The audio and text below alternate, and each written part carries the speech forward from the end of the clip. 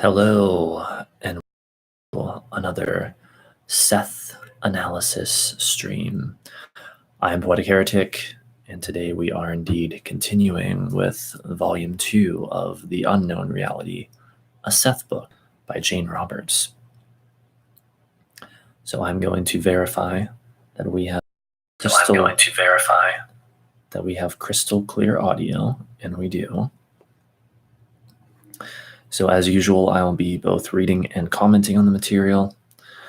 Most of the time, I'm just sitting here reading it, but sometimes I have a lot to say. Other times I only have a little bit to say, and other times I have really nothing to say at all. So what will it be? Let's find out. Without further ado, let us begin with session 732, January 22nd, 1975, 9:10 p.m., Wednesday. Neither Jane or I could remember what Monday evening session is all about, even though I'd read part of it from my shorthand notes to the members of ESP class last night. I still have to type the session. Dictation. Good evening, Seth. Good evening. Now, I have spoken about counterparts in Rupert's class. Footnote. It will be remembered that Seth first mentioned his concept of counterparts in the ESP class session for Tuesday evening, November 18th, 1974, rather than in dictation for Unknown Reality. See the opening notes for session 721. In those notes, I also referred to the experiences of my Roman and Jamaican counterparts, episodes that, I wrote, quote, played some considerable part in establishing a foundation or impetus for such a development, end quote, as the counterpart one. Then see all of Seth's material on counterparts in the 721st session itself. End of footnote. Hey, what's up, Ryan? Play is beneficial to us because it can boost our creativity, help us problem solve, and in some cases boost confidence in decision making. Yes, I definitely agree with that. And it's going to be interesting to hear what Seth has to say about that as he gets into that in this session here, but it might be a bit because Seth, it takes some time. He likes to be very thorough. All right, so let's continue. Many of the students became deadly serious as they tried to understand the concept. Some wanted me to identify, I think it's supposed to say. It says identity, but I think it's supposed to say identify their counterparts for them. One student, Fred, a contractor, said little. Instead, during the last week, he let his own creative imagination go wherever it might while he held the general idea in his mind. He underlined played with the concept then. In a way, his experiences were like those of a child, open, curious, filled with enthusiasm. As a result, he himself discovered a few of his counterparts. Footnote. Fred received his information in the form of several most delightful externalized visions. He saw two of his contemporary counterparts in them. Both were female. One was a peasant in Turkey. She was, quote, either 62 or 63 years old, end quote. The other was a very tall, handsome, and intelligent black in her late 20s, who was a quote-unquote socialite living in California. End of footnote. Hello, Mr. Poetic. Hello to you, Ryan. Most people, however, are so utterly serious that they suspect their own creativity. They expect that its products will be unreal or not valid in the physical world. Yet there is a great correlation between what you think of as creativity, altered states of consciousness, play, and quote-unquote spiritual development.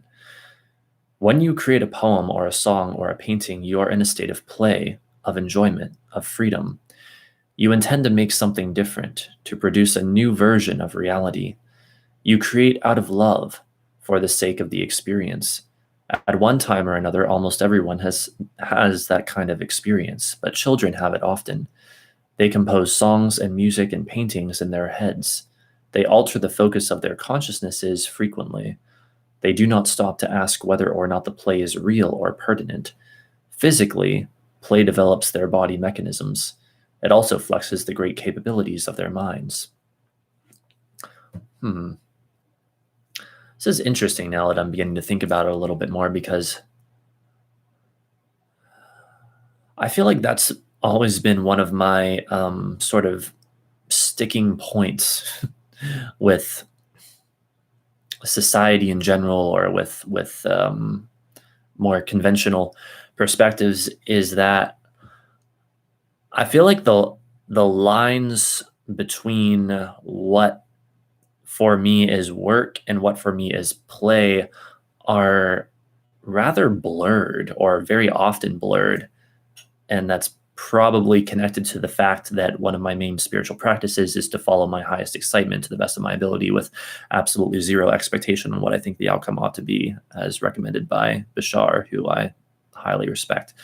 But as a result of that, like, even what I'm doing right now, like this stream, is this work or is this play? Because I enjoy doing these streams a lot, these Seth streams and other kinds of streams. But people would look at this and be like, oh, well, that's like your job or something, right? And it's like, well, I don't know. Is it?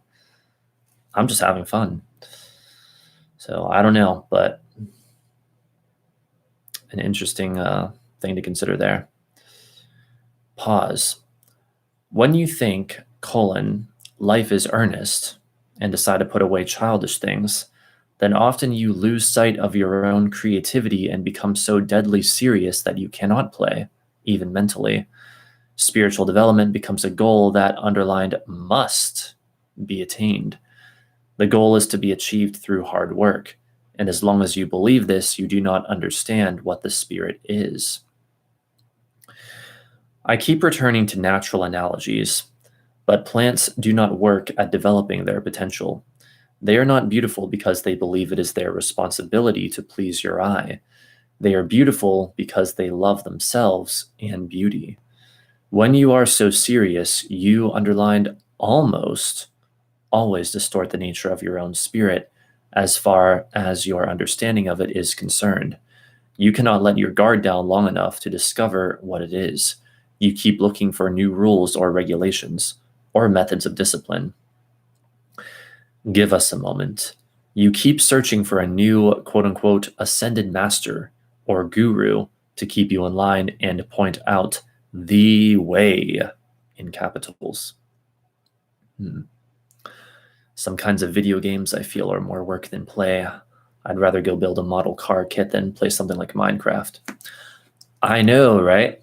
I have only played Minecraft once in my life, and while I can understand, I think I can understand the appeal of it to a lot of people out there, my first thought when I went to play it was, I could never do this. Like, I could never play this game. I would never have the patience. Like, it takes so much time, and it's like, I feel like, I need to be like fulfilling my destiny or something. Like, there's no way I could play this game.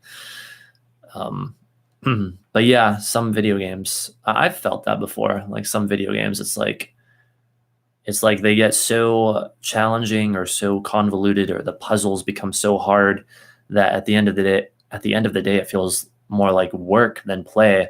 And I'm like, a game is supposed to be fun. It's not supposed to give me a headache,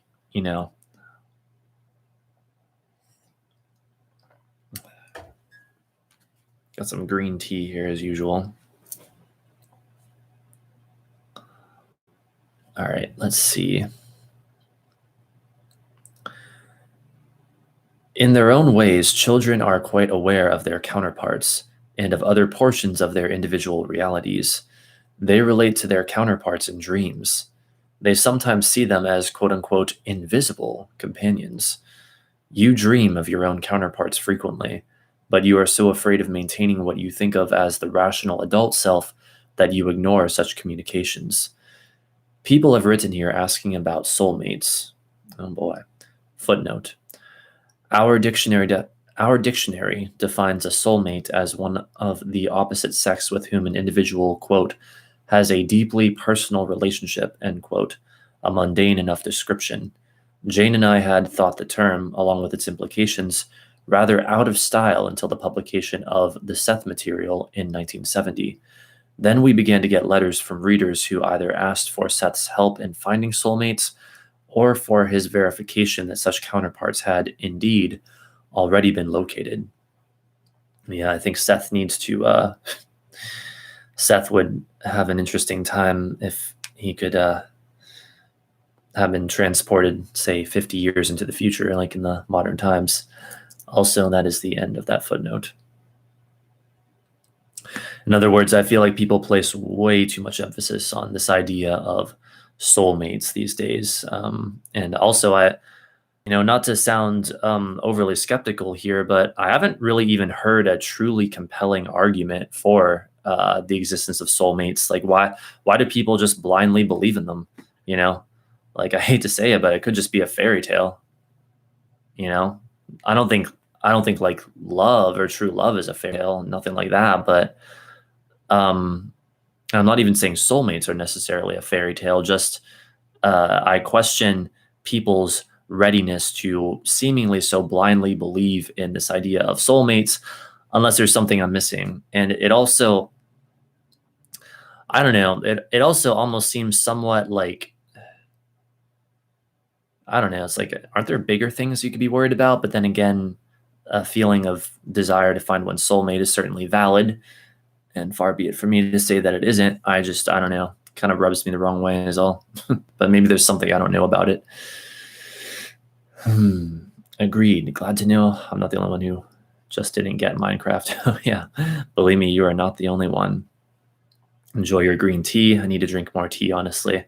I say, as I'm currently brewing water to make hot cocoa. Perhaps I enjoy my hot cocoa more due to the fact it's a way to be linked to innocence. That's interesting. Like it reminds you of your childhood or something. Well, I think if I had the option, I would probably drink more hot cocoa now that I think about it. Maybe I should try to get some of that. I don't know. I need the green tea for caffeine. In my youth, while tea seems more adult and carries a burden of responsibility. Like the energy of it. Yeah, I think I see what you mean. Yeah, I need green tea for the caffeine. It's like the only perfectly safe form of caffeine I can consume these days, sadly. I can have coffee, I just have to be careful not to have too much. Oh, and speaking of video games, one video game that I can indeed spend a lot of time playing is Skyrim. And I'm only mentioning that because today happens to be the 8th anniversary of Skyrim. It came out on 11/11/11, November 11th, 2011. So it's pretty cool. Skyrim is a Scorpio sun, Taurus moon. It came out during a full moon, if my memory serves me correctly. So that's interesting. It's the complex versus the simple, Scorpio and Taurus respectively. And I even tweeted about it before I went live with this stream. I'm like, happy birthday, Skyrim. 8 years of Skyrim, and I still can't get enough of it. But you see, the difference in Skyrim, though, is I feel like it has so much depth to it, whereas Minecraft, I don't know, maybe Minecraft has depth to it, and I'm not aware of it, but I certainly haven't really seen depth. Or if it does have depth, it's probably not the kind that I'm interested in, quite frankly. No offense, Minecraft, but just not into you. In certain circles, this is the latest vogue. Yeah, Seth, come to 2019. Come to 2019, Seth, and you'll have to underline that whole sentence. Oh boy. Anyway. The idea is an old one. It, underlined, is based upon the reality of counterparts and presents another version of the theory. But again, it is treated with an almost pompous seriousness. Yeah, indeed it is. Pause. Many of those who use the term do it to, underlined, hide rather than to release their own joyful abilities. They spend time searching for their soulmates, but the search involves them in a pilgrimage for a kind of impossible communication with another, in which all division is lost, with the two then trying to join in a cementing oneness, suffocating all sense of play or creativity. You are not one part or one half of another soul, searching through the annals of time for your partner, undone until you are completed by your soulmate. Footnote. See Seth's very acute discussions of the soul or entity in sessions 526 through 28 for chapter 6 of Seth Speaks, also up on my channel if anyone's interested. He came through with many excellent points. I've always been intrigued by the remark he made just before 1043 in the 526th session, quote, "You are one manifestation of your own soul," end quote. Then in chapter 9 of Personal Reality, see the 637th session at 1020, quote, "A group of cells forms an organ. A group of selves forms a soul. I am not telling you that underlined you do not have a soul to call your own. Underlined, you are a part of your soul. It belongs to you and you to it." End quote. That material bothered Jane, as I wrote at the end of the session, since, quote, she wasn't taken with the idea of a group soul, say, or of sharing a soul, end quote. For Seth's resolution of this little dilemma, see session 638 in the same chapter. To me, beside whatever relationship it might have with counterpart reality, the soulmate belief embodies strongly distorted versions of the ideas contained in the two Seth passages quoted above. End of footnote. Yeah, I would say it, I don't know. I guess I don't know enough about the subject to comment deeply upon it, but I can at least say that the idea of a soulmate or of soulmates feels distorted to me. It feels off intuitively to me. On an intuitive vibrational level, it feels off to me. And I would also say that, I mean, I have been studying spirituality in some way, shape, or form for like over 10 years now, and I still have yet to hear a compelling argument for why soulmates are supposed to be a thing. But maybe I just haven't looked in the right places. I don't know. But whatever. Minecraft has depth, just depth I don't care for. Yeah, same here. Seems like just kind of doing the same thing over and over and over again. I mean, I guess if I had a lot of time on my hands, like if I didn't really care to do a lot of the things that I do, and thus therefore I had a lot of time to just do whatever, then maybe a game like Minecraft could be appealing to me, because I'd be like, oh, well, I need something to consume a lot of time. But I'm someone who's trying to do like usually as many things as I can fit into a day without making it insane. And it often just ends up getting insane anyway. So yeah, like I don't have the patience for that. Nervous chuckle as I glance over at my LGBTQA flag. Wait, is that in reference to how they were saying the dictionary definition said like a soulmate is someone of the opposite sex? Yeah, I found that a bit odd too. This was the 70s, however. I don't know if dictionaries are more progressive now, but hopefully they are. Soulmates can simply be a loyal friend. They don't need to be someone you are in a physical relationship with or have to be legally married. Yeah, I like that definition much better. Like a much more loose, like much easier interpretation, or just a much more loose interpretation of soulmate. Like, why does it always have to be a romantic partner? Why can't it be like a friend or acquaintance or whatever?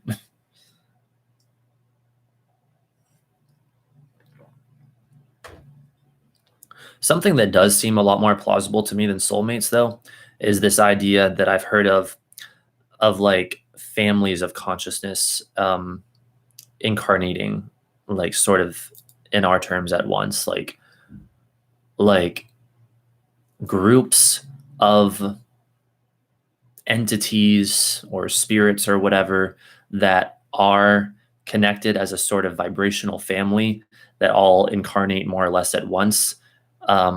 And when you find one of those people, you feel like a deep resonance with that person. I personally think that makes a lot more sense than just this idea of, oh, we have one soulmate and one soulmate only, and it's like, our life partner or whatever. But it's just my perspective. Thanks, just my humble opinion. Same here. These are just my humble opinions. I do recall, though, now that we're on the subject, Teal Swan has a video on soulmates and twin flames, and I've never watched it. I probably should. She probably has some interesting stuff to say about that. All right, let's see. Where were we? A 1-minute pause, eyes closed at 9:42. When you become underlined too intent to maintain your reality, you lose it, for you deny the creativity upon which it rests. Long pause. I am not denying the importance of true reason. Certainly, I am not telling you to ignore the intellect, but you do often ignore the playfulness of the intellect and force it to become something less than it is. Take your break. 9:45 to 9:55. Many of you have daydreams in which you actually see yourselves as your counterparts, and portions of underlined their lives sometimes come through to you as you go about your chores. You pay little heed, however. You think that this is just your quote-unquote imagination. The unknown reality is alive in your own psyche. There are hints of it in all of your experience. You would not be alive, in your terms, if first you did not underline imagine yourself as you are. Play is, in fact, one of the most practical methods of survival, both individually and for the species. Within its framework lie the secrets of creativity, and within the secrets of creativity lie the secrets of being. It's funny that Seth brings this up right now, because this is a subject, or this is an idea that I've been thinking of somewhat more frequently lately. Is just that, like, everything from like dreams to I guess, as he was saying, like daydreams or my imagination, quote unquote imagination throughout the day, these could be glimpses into other realities that I have lived, am living, or will live at some point. Especially I think about this with dreams, because I'll wake up, I always have these like weird ass dreams. I'll wake up from these weird dreams and I'll think, wow, like what if I'm actually living that in some other reality? And like, what would that mean? Or like, what if I have lived that, or what if I'm going to live that, like in a future life, maybe even.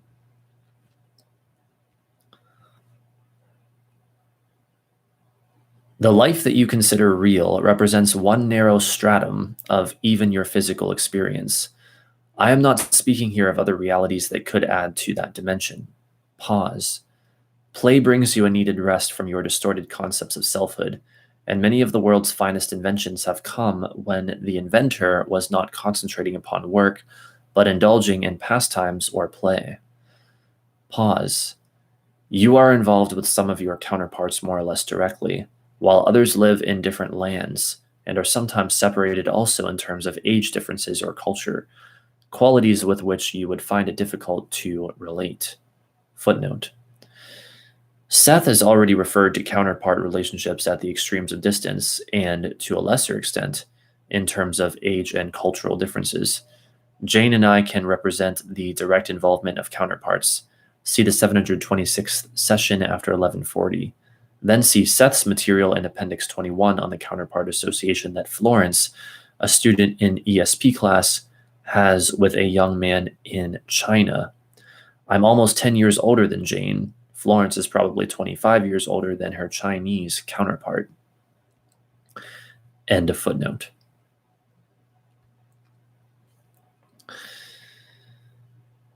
Intuitively, you know who the counterparts are in your daily experience. This does not mean that if you become consciously aware of such affiliations, you must then feel it your responsibility to form a kind of culture of counterparts, or to try and affect other people's lives by reminding them of your relationship. You are each individual. Underlined. Some of the people you dislike most heartily may be counterparts. Footnote. Wait, let me read this before we go to the footnote. I got some chores to do, Mr. Poetic, so sadly I have to leave. But wishing you good health and a good stream as always. Ave Satanas. Well, thank you so much, Ryan, and thank you so much for being here. I deeply appreciate it. If it wasn't for you, I'd kind of just be talking to no one throughout this stream so far. So thank you so much, and hope you have a very good rest of your day doing your chores and whatever else you may have to do and whatever else you experience. All right, here we go. Seth's line about the dislike that can exist among counterparts is hilarious, nor am I being facetious in so commenting. To use the members of ESP class as a general example, Jane and I have often noted the variety of feelings, ranging from the most positive to the most negative, that her students exhibit toward one another. The interesting thing about Seth's statement is that with counterpart theory in mind, one can gain a fresh appreciation of how underlying emotions and motives flow among certain individuals, sometimes surfacing in feelings of dislike, for instance, to whatever degree. And of course, my thinking here is in line with material Seth himself soon gives in this session. End of footnote. Yeah, on that note, I would say keep in mind that, at least this is one of my strongest theories right now, that basically anytime you have a strong aversion to something, it's for one of two reasons. Either you have a strong aversion to it because it is very much not representative of what you are, or you have a strong aversion to it because it is very much representative of something that you are. But the reason that you feel such revulsion to it is because it's an aspect of yourself that you have suppressed, rejected, denied, or disowned. It is buried in your shadow, something that you don't like about yourself that is being shown to you by the universe in an attempt to get you to reintegrate that aspect, because you are in a state of greater disharmony when you're in a state of disintegration than you are in a state of integration where you belong. However, I've also noticed states of disintegration seem to often fuel that which we pretty much more or less call and consider the human experience. So I feel like in a way, we shouldn't make an enemy per se of disintegration. Well, no, we shouldn't make an enemy of it at all. We should instead work with it, but we shouldn't actually expect to just instantly destroy it, or we shouldn't turn the dissolution of disintegration, or in other words, integration, into a goal, like an end result that we're reaching for. Instead, it should be a moment-to-moment practice, a day-to-day practice. Hopefully that makes sense. Let us continue. Each of you may be exploring different aspects of the same overall challenge. There is nothing esoteric about families. They represent the kind of relationships that you take for granted. The same applies to counterparts, except that you are not ordinarily familiar with the term or concept. Certain members of a family often act out particular roles, however, for the family as a whole. One might be the upstart, another the perfect achiever. Psychologists now often try to deal with the family as a whole, by allowing the different members to see how they may be exaggerating certain tendencies at the expense of others. Okay, this is some interesting stuff. Seth has brought this up before, and I can't quite remember in which book or books, but it might have been ones that we've already covered on my channel, or it might not, but I definitely recognize this material, this idea that basically in any given family, if one person does not sort of play out or represent, say, their more destructive side or their quote-unquote dark side, then another person will. And this is why you often have this idea of the black sheep in a family. And it's like, well, everyone wants to sort of point to that person as the scapegoat and say, oh, they're the one that is the problem, when the reality is the whole damn family is the problem, if you want to put it in those terms. Of course, it's not really a problem per se. But anyway, let's see, where were we? The upstart, for instance, may be displaying all of the bold aspects inhibited by other family members. Through this person, the others may vicariously share the excitement or suspense of those experiences that are otherwise blocked. On the other hand, the achiever may be completely hiding such impulses, while expressing faithfully the desires of other family members for quote-unquote excellence and discipline. Now, the same can apply to counterparts, and those in your experience can show to you, in exaggerated form, abilities of your own upon which you have not chosen to concentrate. You can learn much from your counterparts, therefore, and they from you. Those counterparts that you meet will be working, playing, and being more or less within your own culture. This does not mean that you are bits and pieces of some hypothetical whole self. Pause at 10:20. Pretend that the psyche is a plant sending out seeds of itself in many directions, each seed growing into a new plant in different conditions. Growing to planthood, those seeds send out further new variations. A handful of seeds from any tree might fall in the same backyard. Others might be blown for miles before they land. You usually live with your physical family, though this does not always apply. Sometimes your ancestors come from various countries, so there is a physical lineage that you understand. There are often homecomings where distant relatives return to the homestead. Now, psychically, the same applies in terms of counterparts. If you belong to any particular groups, often your closest counterparts will also be there. Underlined, you will be a counterpart from their viewpoint, by the way. Many political, civic, educational, or religious groups are composed of counterparts. And conventional families? I asked Seth. I thought many readers would come up with that question at the same time I did. We will get to that. I purposely did not add that. These counterparts form psychic families. They are family representations on another level. First of all, such groups have a built-in focus: political, civic, religious, underlined, sexual, or whatever. Pause. Certain members of the group express the repressed tendencies of others, yet each is supported through a common sense of belonging, so that the group sometimes seems to have its own overall identity, in which each member plays a part.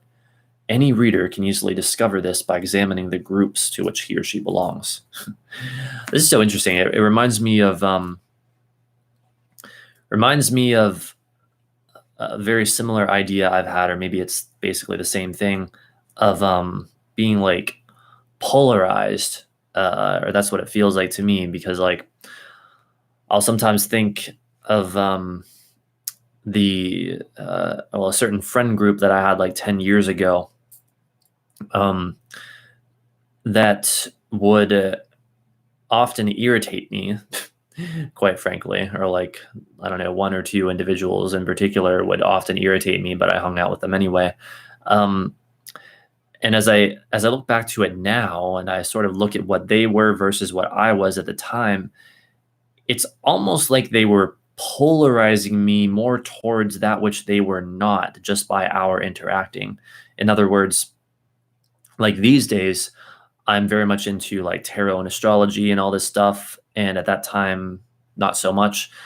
But let's just say that some of these people were a little more in that direction, and I was a little more in a different direction. Well, I feel like because they were so much of one like vibration or whatever, I was pushed into being that which was not a match to that, but only because that underlying tension already was there, if that makes sense. In other words, this same idea that Seth is talking about different things playing out in a group in different individuals that are repressed in other individuals, seemed to more or less be happening to me, at least I think, in that situation. But anyway, if those same people could see me now, I think it would be a little ironic, but we don't need to get into that. 10:30. Now there are races, physically speaking. There are also psychic counterparts of races, families of consciousness, so to speak, all related, yet having different overall characteristics or specialties. Most of the people who come to Rupert's classes are Sumari, for example. Footnote. In Volume 1 of Unknown Reality, see the Sumari material and references in Appendix 9 and Notes 2 and 3. In Volume 2, Seth discussed the Sumari language at 11:18 in the 723rd session. Also see Notes 9 and 11. End of footnote. There are 8 other such psychic families, 9 in all. Some of Rupert's students are counterparts of each other. Many of the people who come here come home in the ways that members of a physical family attend a reunion. You may change the names if you prefer. Peter Smith is a counterpart of Joseph's. Footnote. I began these notes several weeks after the 732nd session was held so that I had some camouflage time to sort out events and to let others happen. Originally, however, I felt a surge of uneasiness as soon as Seth mentioned that my friend, artist Peter Smith, is a counterpart of mine. When I checked the 724th session, I affirmed the reason for that reaction. Seth had stated therein that Peter and I were not counterparts, although, quote, closely enough allied so that in certain terms you, quote unquote, share some of the same psychic memories, end quote. Why the contradiction, I wondered, even if Seth had qualified it. Neither Jane nor I believed I'd mistakenly recorded Seth in either the 724th or the 732nd session. We planned to ask him soon for clarification. Sue Watkins, who had introduced Peter to Jane and me in 1973, was involved in the question through her friendship with all of us. It was Sue who verified that several months ago Peter had described to her what he now felt to be the same psychic event I'd tuned into just a few weeks ago, on December 3rd, 1974. Only Peter's experience had taken place in 1967. I called my version of it my quote-unquote fourth Roman, and presented an account of it in Appendix 22, through internal pictures I saw in Jerusalem in the 1st century AD, the violent death of my traitorous Roman soldier counterpart. Before I got around to asking Seth about whether or not Peter Smith and I were counterparts, Sue had enough time to do some thinking of her own about the subject. As she's done before, in Volume 1, see the opening notes for Session 692 with Note 2, Sue produced some excellent writing on matters psychic, this time on possible variations within the counterpart relationship. Here are abbreviated excerpts covering a few of the ideas she wrote down at my request. Quote, the thought occurred to me that perhaps Seth's remark in Session 724 and 732 were more pertinent to the situation than we imagined.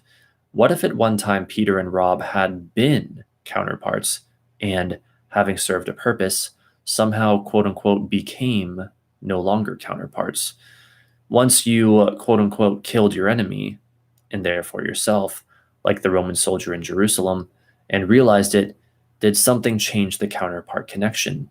Do counterparts slide in and out of inner connections according to needs, beliefs, and the experience of the present personalities involved? As Seth has noted before, and as we feel, I think, there are distinct connections between Peter and me and Rob and Jane in terms of age differences, creative abilities, belief patterns, etc. Not that I think the four of us are involved in a counterpart association now, just that perhaps we have been, or that our friendship is a recalling of that kind of connection, or that we recognize certain possibilities in each other and react rather humorously, I think, to those. An idea came to me a few days ago when I was thinking about my fascination with the time of Henry VIII in 16th century England.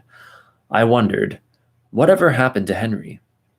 Suddenly, I had thought that maybe in linear terms, Henry is now, quote-unquote, many people, that he has a number of offshoots or counterpart personalities alive at once. So theoretically, you could get all the Henry people together now, have them alter their consciousnesses to a certain degree, and compile from them an amazing multi-level, multifaceted portrait of Henry VIII, assuming, of course, that one would be willing to accept such subjective experiences as valid. What a wonderful, weird view of history. That's quote unquote history, and probably a truer one than we're used to, end quote. And in his own way, Seth confirmed one of Sue's projections. From a deleted session that I prefer not to date here because of other personal reasons, quote, I may have slipped up, but I do not think so. I do not believe I gave the information about you and Peter underlined in book dictation for unknown reality in order to keep the material simple enough for the reader. Although you chose to include that 724th session in the book anyhow. But you and Peter are and are not counterparts. You do share psychic memories and hold in common the memories of other selves who did live in the time of your fourth Roman soldier incident. Those memories exist as patterns. In this life, each of you come together in part again, forming a counterpart relationship when it suits your purposes, as streams of consciousness mix and merge and then separate. These counterparts are psychic relationships, formations that in the deepest terms flow into historic time and out of it. Some, in your terms, last a lifetime. Others represent psychic encounters that happen between two individuals at several points, say, but are not continuous. They may be no less intense, however. End quote. End of footnote.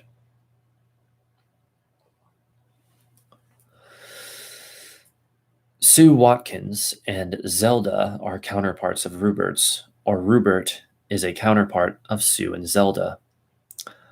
Alan Koch and Rupert are counterparts. Carl Jones and Bill Harriman and Bill Granger are counterparts. Footnote. Carl Jones is mentioned in the 561st session for Chapter 14 of Seth Speaks. End of footnote. Norma Pryor is a counterpart of Joseph's, and vice versa. The young man from Pennsylvania who comes every other week is a counterpart of Rupert's, but all of this applies to any group. Give us a moment. The Samari are naturally playful, inventors, and underlined relatively unfettered. They are impatient, however.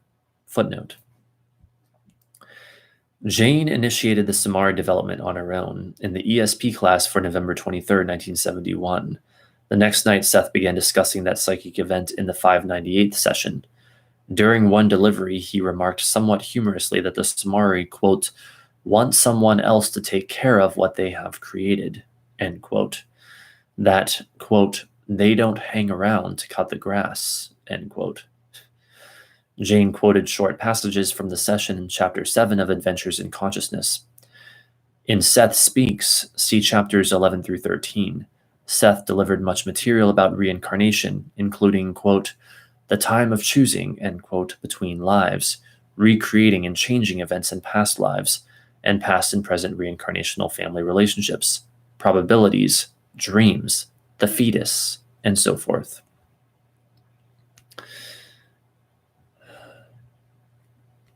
And that is the end of that footnote. They will be found in the arts and in the less conventional sciences. The unknown reality. You have inner affiliations. What are they?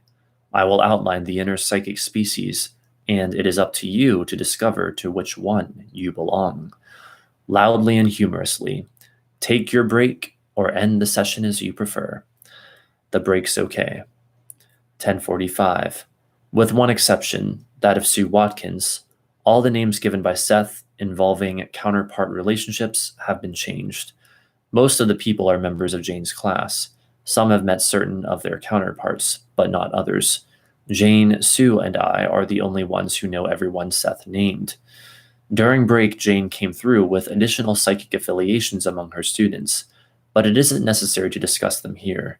She couldn't say whether Seth would indicate any more counterparts after break.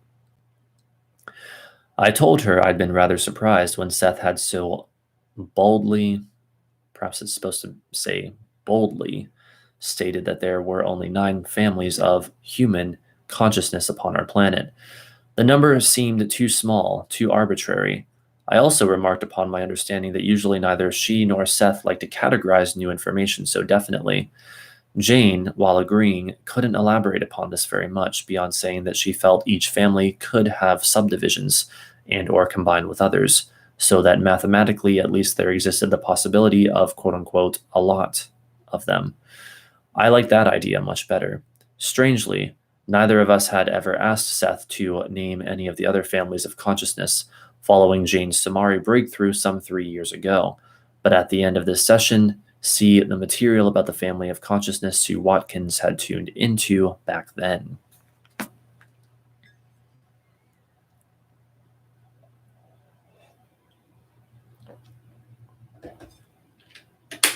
There was like one drop of green tea left just now, and that was it. Resume at 11:02. Now, I am using this group of Rupert's class as an example, but the same applies, again, to any group. The Samari are rambunctious, in certain terms, anti-authority, full of energy. They are usually individualists against systems of any kind. They are not, quote unquote, born reformers, however.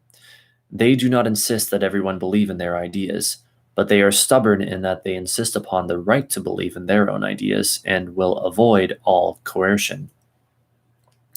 Wow, so far I feel like I relate to a large amount of the characteristics and aspects of the Samari that Seth is describing here. In class, Emma, Harrison, and Jack, Pierce, are counterparts to me. You and Jack are counterparts, but you and Emma are not. Pause. Earl, Williams, and Sam, Garrett, are counterparts. To my readers, these names mean nothing. Yet in each case, the relationships noted indicate inner realizations and connections. The same realities appear in each of your lives. Will Petrosky and Ben Fain are counterparts. Will, who incidentally witnessed the 729th session, is a very intellectual young man, proud of it, though he goes to great effort to show he is one of the boys. On the other hand, Ben Fain trusts his intuitions fully and relies upon them, yet to some extent fears his own great energy. In many respects, he is a child and utterly spontaneous. Will dreams of being spontaneous, yet even in underlined this open class group, Ben's spontaneity becomes embarrassing to adults free enough to play with the idea of spontaneity while not trusting it completely. Ben is afraid of the intellect. He is frightened that it will, quote unquote, pull him down. Now, any group will show the same kind of interrelationships. Footnote. See Appendix 25. End of footnote. You can see them for yourselves. There is great diversity within the family of consciousness called Samari, as there is within any physical race, and there is also great variety within other psychic families. 11:14. You choose to be born in a particular physical family, however, with your brothers and sisters, or as an only child. So, generally underlined speaking, your counterparts are born in the same psychic family of your contemporaries. These families can be called grammata. Wait, I asked, do you want to spell those? Jane, as Seth, nodded. Then rapidly, almost with a lilt, as though singing, she spelled out 8 names. I added Samari to the list. Where necessary, I've also indicated syllabification and accentuation, following Seth's own delivery. 1. Gramada. 2. Sumafi. 3. Tumold. 4. Vold. 5. Mill. Pause. Umet. 6. Zuli. 7. Borle Dim, closest to Samari. As Jane spelled out Borle Dim, I thought she might go into song. Ilda and Sumari. So there you have it. The names of the 9 families of consciousness comprising the entire human race, according to Seth's statements here. Now, these categories do not come first. Your individuality comes first. You have certain characteristics of your own. These place you in a certain position. As you are not a rock or a mineral, but a person, so your individuality places you in a particular family or species of consciousness. This represents your overall viewpoint of reality. You underlined like to be an initiator or a follower or a nourisher. You underlined like to create variations on old systems, or you underlined like to create new ones. You underlined like to deal primarily with healing, or with information, or with physical data.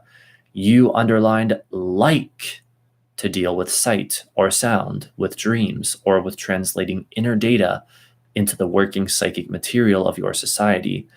So you choose a certain focus, as you choose ahead of time your physical family. That's odd. There appears to be a footnote, but no footnote is showing up. I'll look into that a bit more here at the end of the session. Speaking of which, pause. End of session. My heartiest regards and a fond good evening. Thank you, Seth, and the same to you. 11:27 p.m. I get so screwed up at times, Jane said, as soon as she was out of an excellent trance following the rather abrupt end of the session. Here I think the stuff is great, but then I worry about how the reader's going to relate to it. I knew I was spelling out the names.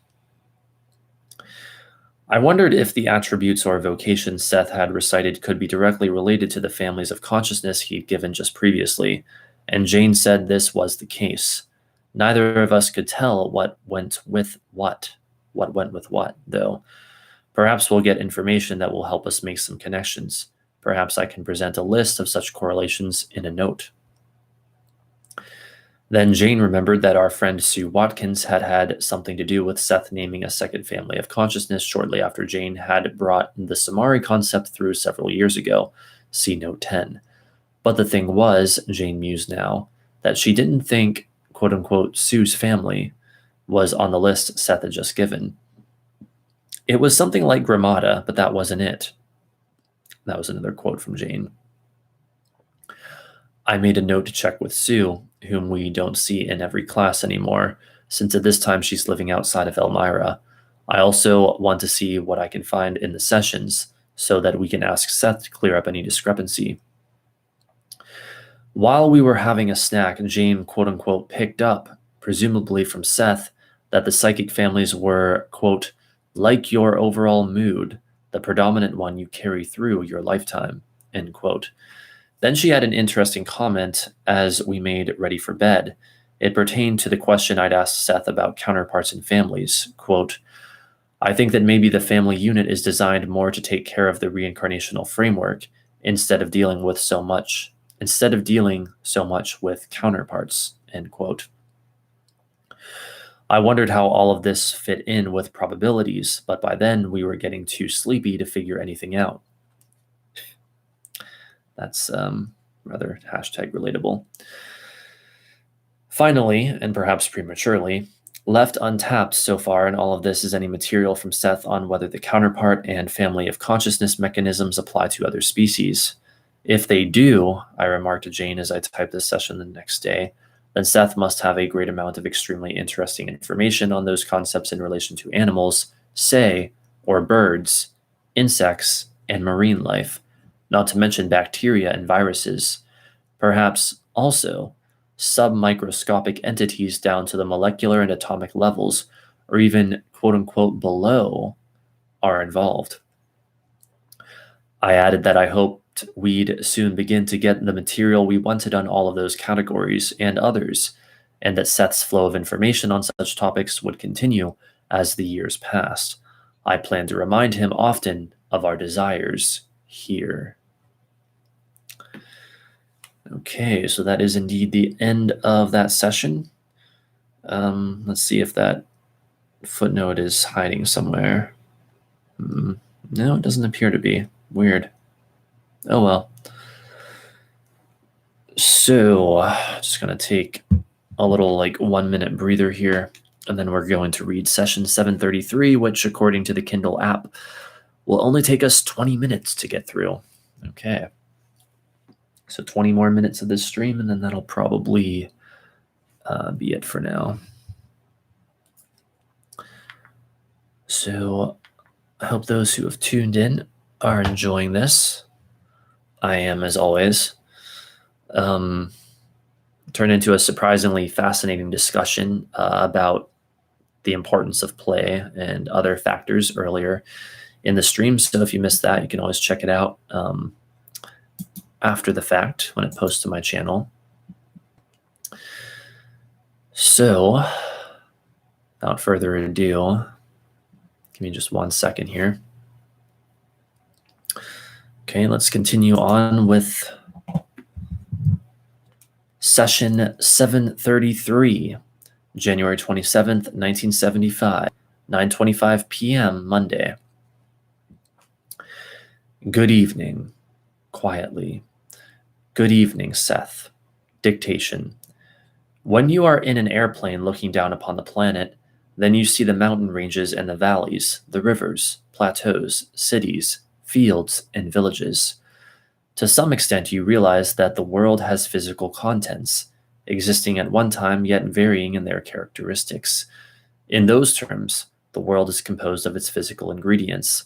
That quote-unquote package is the only part of the picture that you see, however.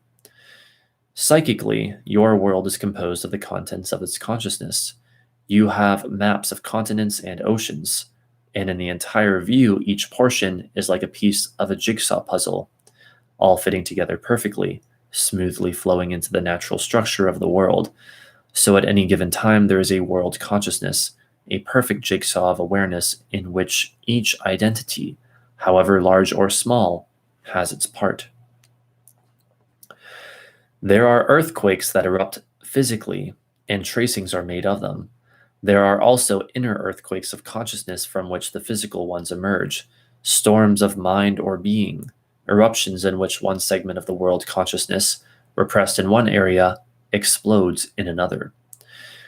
If you could orbit your planet in a different kind of craft, you could view the underlined psychic contents of the world, seeing the world consciousness shining far more brilliantly than any lighted city.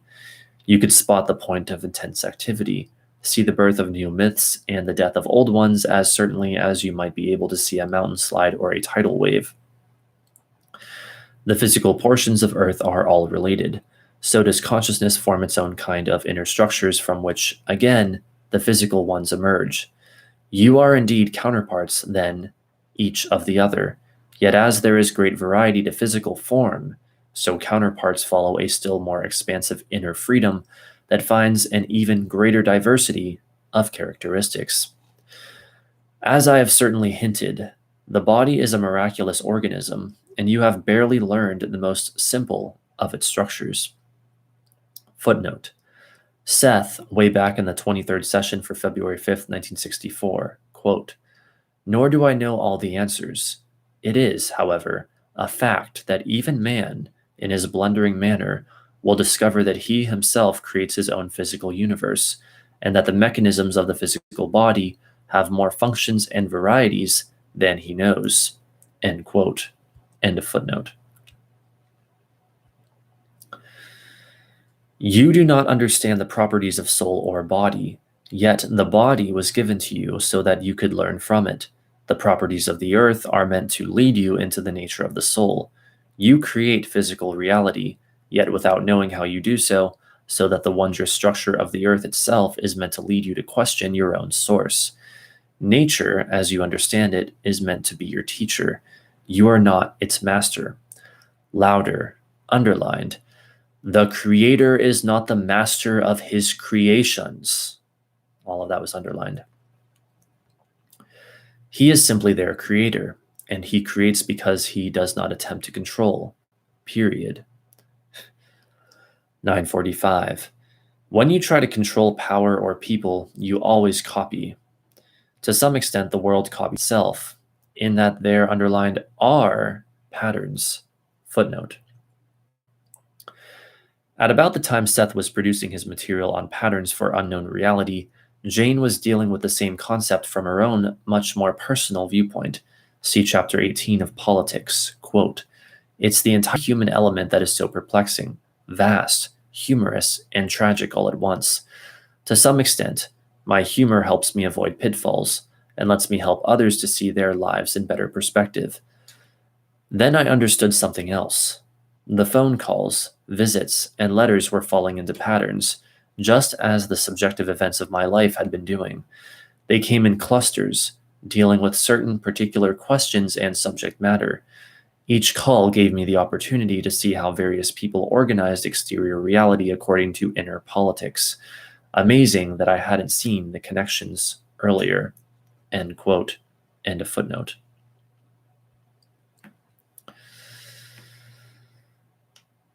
But those patterns are always changed to one extent or another, so that no object is ever a copy of another, though it may underlined appear to be the same. All emphatically and joyously. In your terms, the world is intensely different from one moment to another, with each smallest portion of consciousness choosing its reality from a field of infinite probabilities. Footnote. See Seth's material on his units of consciousness, or CUs, in sessions 682 through 83 for volume 1 of Unknown Reality. In the 682nd session after 947, for example, he discussed relationships between CUs and probable realities. End of footnote. Immense calculations, far beyond your conscious decisions as you underlined think of them, are possible only because of the unutterable freedom that resides within minute worlds inside your skull. Patterns of interrelationships, counterparts so cunningly woven that each is unique, freewheeling, and involved in an infinite cooperative venture, so powerful that the atoms stay in certain forms, and the same stars shine in the sky. The familiar and strange are intimately connected in your most obvious, your simplest utterance. You are surrounded by miracles. Why, then, does the world so often seem dour and cruel? Why do your fellow beings sometimes seem like unfeeling monsters? Loudly, Frankensteins not of body but of mind, spiritual idiots, ignorant of any heritage of love or truth or even graceful beasthood. Yeah, that's what I find myself often wondering so much about the human race. Why does it seem to many of you that the race, the species, is doomed? Whispering. Why do some of you feel, in your quiet moments, such a sentence just? Footnote. I felt distinctly uncomfortable here as I took down Seth's vehement words. For whatever reasons, he sounded too much like I had at the supper table tonight, right after I'd scanned the headlines of the front page of our daily newspaper. End of footnote. You make your own reality. That goes by itself in a separate paragraph, loudly, underlined. Generally speaking, underlined, most of you live in your own world with others of your kind. Those of you who do not believe in war, underlined, have not experienced it. It may have surrounded you, but you did not experience it. Those of you who do not believe in greed have not suffered its quote-unquote consequences. If you still see it, it is because it is a part of your reality.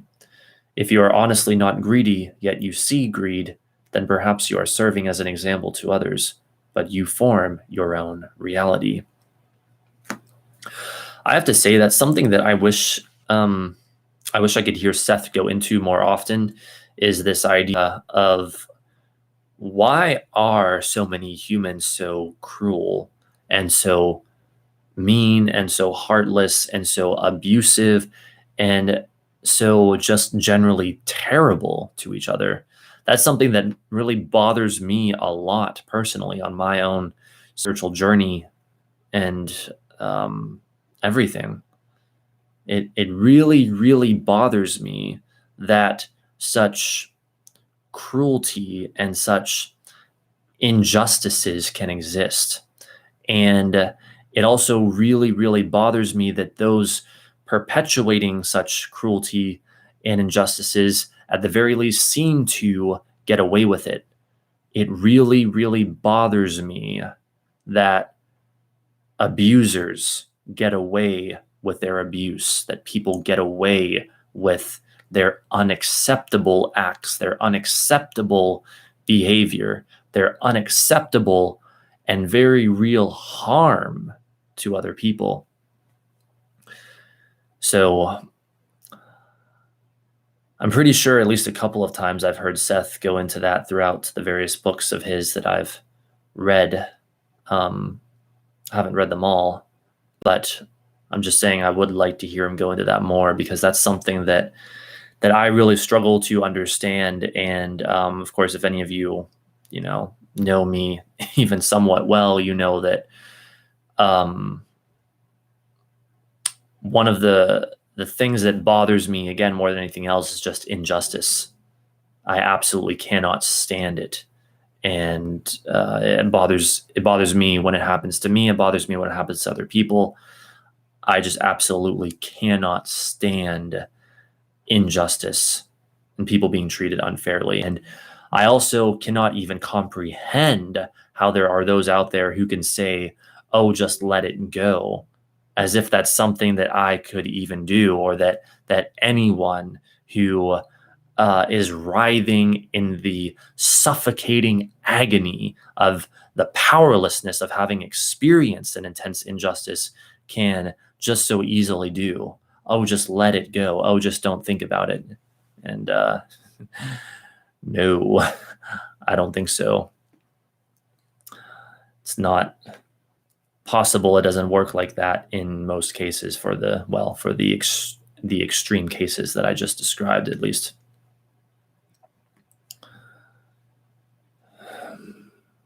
So anyway, let us continue.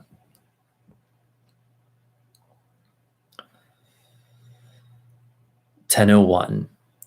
There are more worlds than you suppose, and in your own private experience, each of you contributes to the world that you know.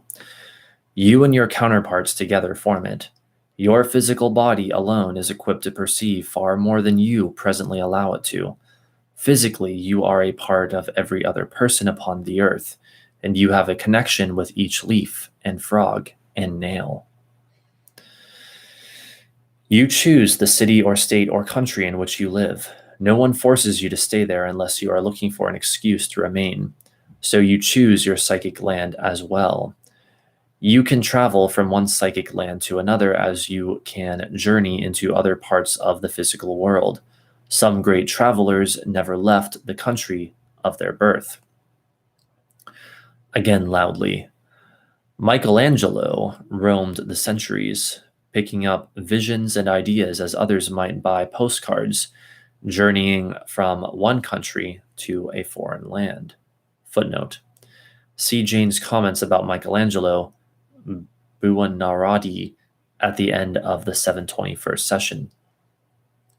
End of footnote.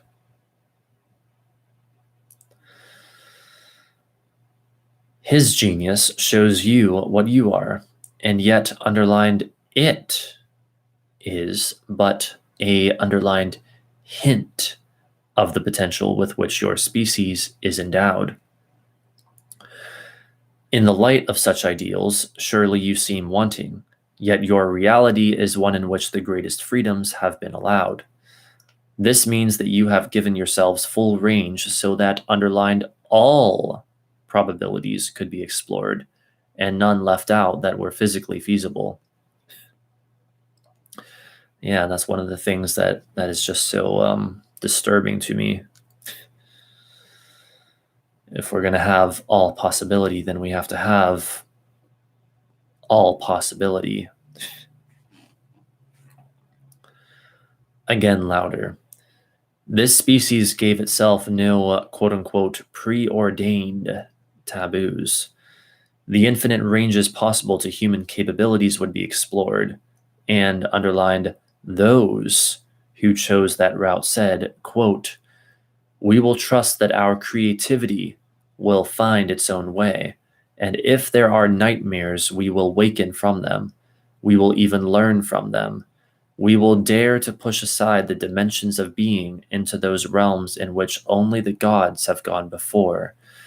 And through our utter vulnerability to experience, discover the divinity that gives our humanity its meaning. And whispering, through the compassion that we have learned, will we be able to understand the divine errors that gave us the gift of our birth. Footnote. Actually, you know what? We'll go over that footnote after Seth is done speaking this paragraph here, because this is powerful. Souls and molecules each are learning, each are forming realities, each are a part of a divinity in which each counterpart has a part to play. Break. Wow. I'm just going to take a little break here as well. Grab this stuff. Yeah, that was something, what Seth just said, and I feel like a lot could be said about that.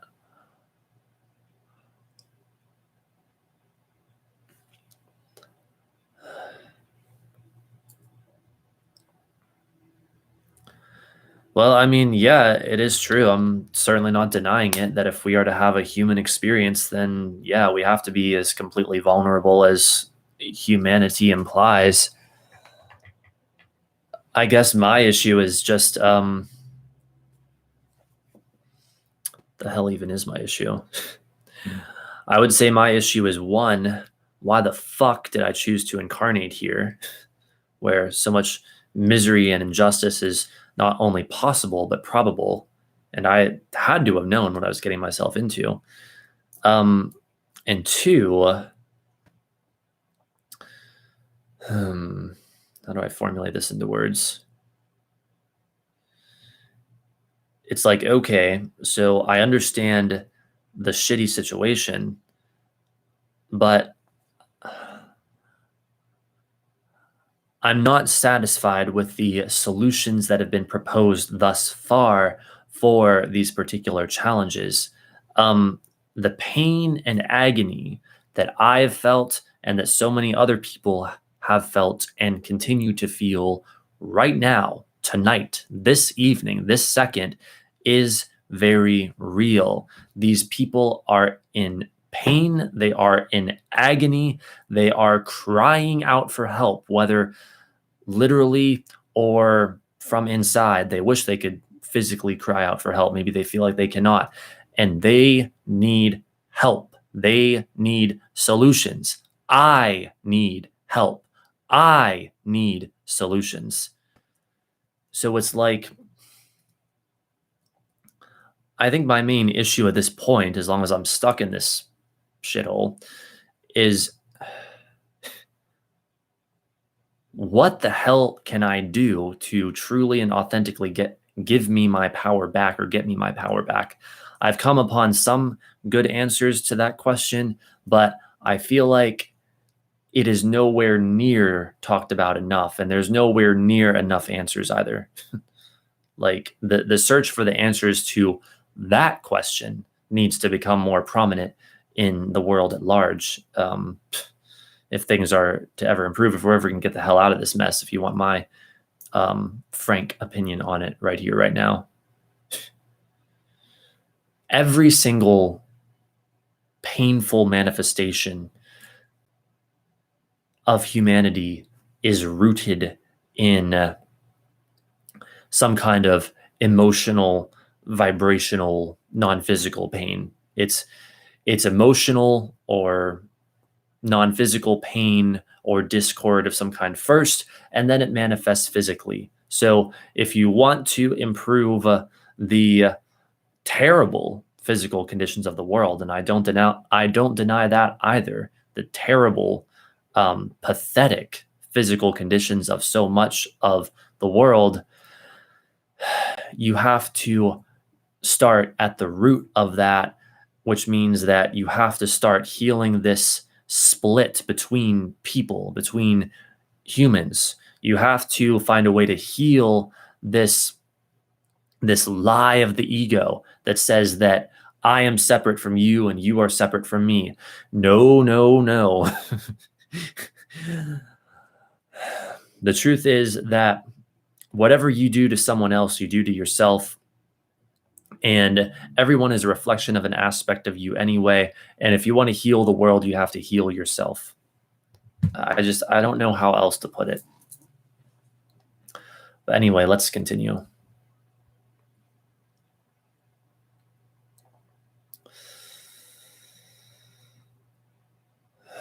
Where the fuck were we? Okay. Souls and molecules each are learning, each are forming realities, each are a part of a divinity in which each counterpart has a part to play. Break, right? That was the tail end of Seth's statement. I'm so used to just whatever. 10:18. Jane's trance had been deep, her delivery often fast and impassioned. She'd felt a great energy sweeping through her, she told me. Oh, wait. Did we go over the footnote? I apologize, people.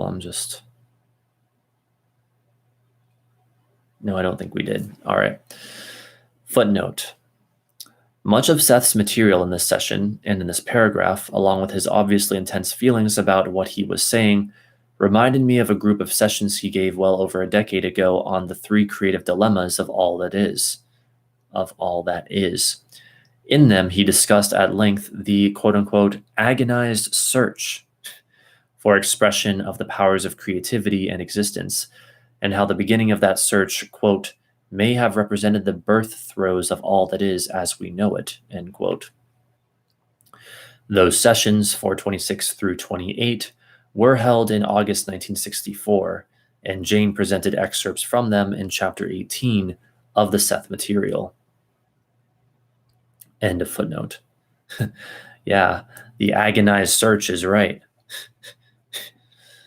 I quite concur with Seth's words there. All right, so anyway, 10:18. Jane's trance had been deep, her delivery often fast and impassioned. She'd felt a great energy sweeping through her, she told me. In volume, her voice had ranged up and down the scale, a most unusual demonstration as far as these sessions for unknown reality are concerned. Usually, she has Seth come through in a rather business-like, routine manner, with any milder voice or speed effects taking place within that framework. Jane was quite relaxed. Now I don't know what to do. I could go to bed or continue the session for hours. That was a quote from Jane. She'd spent most of her day writing lyrics for rock music, for reasons not necessary to go into here, and now that activity reminded her of a poem she'd written in May 1963, well over 6 months before she began speaking for Seth. She recited the first verse. Magic is my middle name. I was so brave and tall. No one knew who I was then, myself least of all. Jane hasn't written for music before and found that creative activity very refreshing. Instead of ending the session, she took time out for a peanut butter sandwich and a glass of milk. Then at 11:15, quote, I'm just waiting, end quote. Then, now I'm getting different things, but they aren't clear, so I'll just wait. Then at 11:20, I'm getting one of those frustrating things that's too big, too massive, really, to be verbalized. There's a sense of strain. I'm trying to go beyond myself. Now I'm almost getting it. Jane, half smiling, bemused, shook her head. Well, I'll see, Rob. I'll just see. She lit a cigarette and took off her glasses, quietly at 11:50.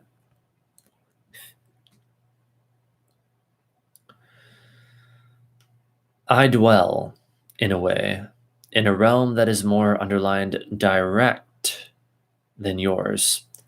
That is one image. I allow myself greater acknowledgement of my being. I speak with the wisdom, for example, that your cells would utter if they had speech. I am more aware of my reality than you are of yours, but the terms of being are the same in every place and every time. They bring forth the greater comprehension of each self, underlined of itself. Long pause. Rupert experiences now what he calls a massive quality, a physical and psychic expansion of consciousness in which the dear familiar world seems small, yet twice precious. So does it appear to my consciousness. Footnote. For material concerning some of Jane's experiences with massiveness, see the opening pages of Appendix 19, as well as its Note 2. Not only is Seth 2 involved, Volume 1 of Unknown Reality, as well as Personal Reality, are referred to. Seth's almost casual remark here, quote, so does it appear to my consciousness, end quote, embodies a new thought for us in connection with Jane's adventures with massiveness. It's the kind of clue about the Seth phenomenon that we're always interested in getting. I also think the statement represents one way in which Jane, while speaking for Seth, interprets his reality for us in terms we can understand.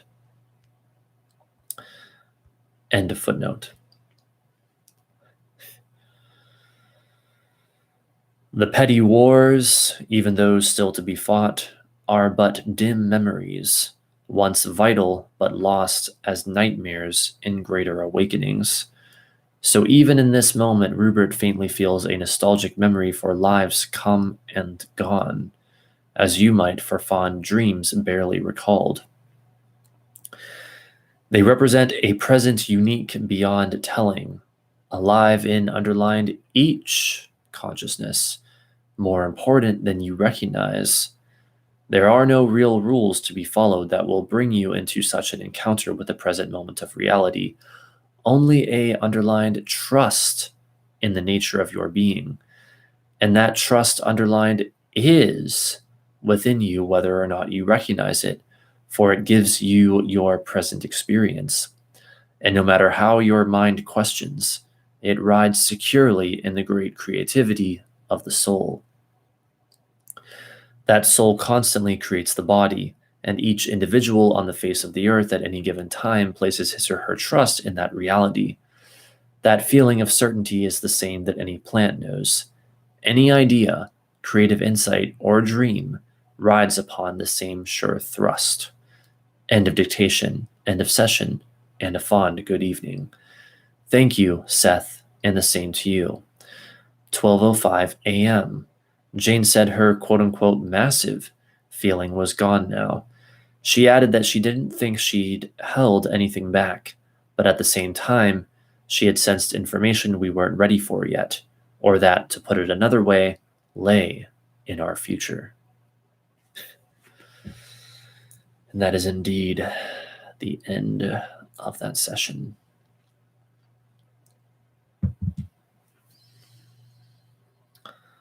All right, so this has been a fairly interesting and enjoyable discussion today. I'm going to give a little preview based on what the book indicates for next time, for next week, the next couple of sessions. And then I guess we'll be closing out for now. So one moment.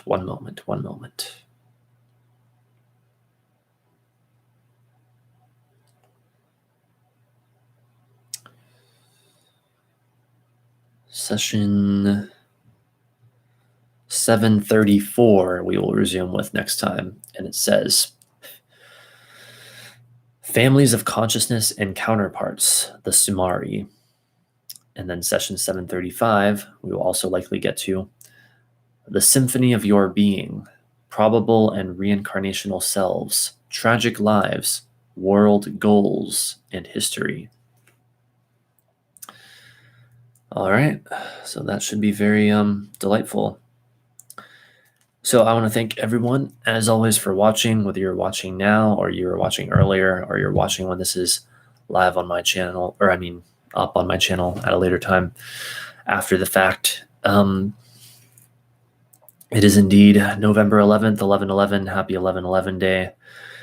It is now dark outside as I am broadcasting this. It was light out when I started. The days are getting shorter as we descend deeper and deeper into November, into the rest of Scorpio season, and then Sagittarius season, and then winter begins with Capricorn season.